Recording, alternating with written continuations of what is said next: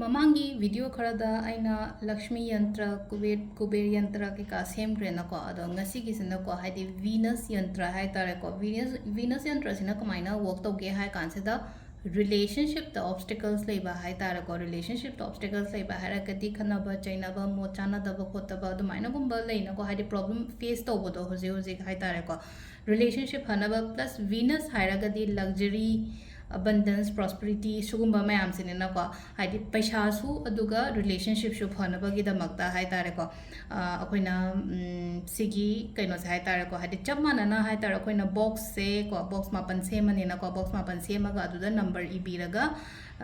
kaino tawraga haidi sigi che se ko aina kaino da hapkadamne ko aigi money bag ta kaida hai tare ko aigi purse ta hapiyo sigi pot se ko ado quite first ta koina tawgadam se kaino tawpira se ko haipetang dum sidai dum gi ege ko rafoina ko kolom angang bam lobira se ko haidi che se paper se red natraga kaino gumba tawbiro pink kumba hai tare ko red or pink ani sigi manungda ama dum tawbi be are ko ado sida aina box ka khanse mapan yekpiro ko sida leire ko ado igadaba number se kai kai no hai kan se da akoina sida idoi se makadagi hopiro ko 4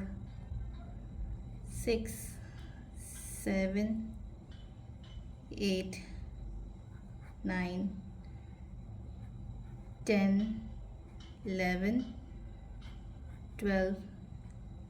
13 ko 4 7 6 8 9 10 11 12 13 ko ado si se akoina haidi number di ibire ko sumaina haidi number se apeta screenshot logiro ko si se aduga sida akoigi ko akoina kaino taw matamda hosikan isa gi smartphone da loina bod yaro mani ko haidi akoina rashi ama type taw matamda magi symbol do tholai dana ko ado sida haitara akoina Venus ki yantra hairamni na ko haidi Venus ki symbol se haitara ko Venus ki symbol ama hapira se ba Venus ki symbol se sisine ko sise ain akoina sida makhada yekpiro ba sida Venus ki symbol se silere ko Venus ki symbol se ye ani adugi matungda akoina tawgadaba se ko haidi che se hold tawraga ngatang khanbiro ko haidi visualize tawra se ba haidi che se thupsal ledana ko haidi sida ina sticky lo be khetang na pe ko dum cham ba dum keno logis lobiro ko sida amka thupsal adi amna friend is maina natraga som site dum saina keno tawra ge ko ado sigi pot sai tare ko khetang haidi cleanse to bio ko cleanse to ba haira gadi kamaina no hai ka sida dup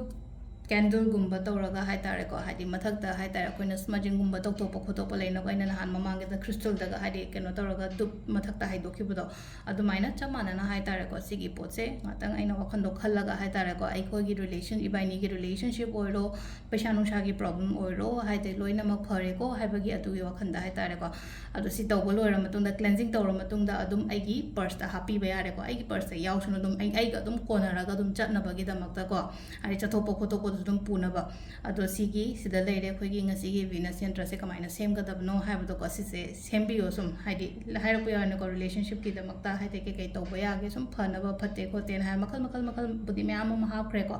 sima su try to bio asi leire ngasi video se ma'am thank you